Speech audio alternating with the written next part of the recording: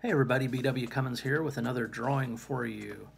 This is a celebratory drawing because as of this week, my YouTube channel is 1 year old. The only goal I had was to start doing it. I was doing these doodles all the time anyway, so I thought, hey, I should film them and start a YouTube channel just to kind of have a collection of things, and the hope was to inspire other people to do the same, to draw every day or as much as possible.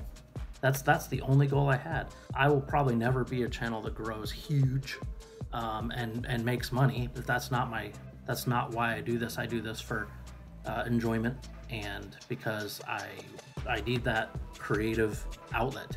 My career is in the more technical side of creativity, so just to mess around with stuff like this as a lowbrow birthday cake, just to mess with these kind of doodles is an outlet for me, a creative outlet. So hope you enjoy what I do or can get something from it. But yeah, this is just to celebrate 1 year on the YouTube.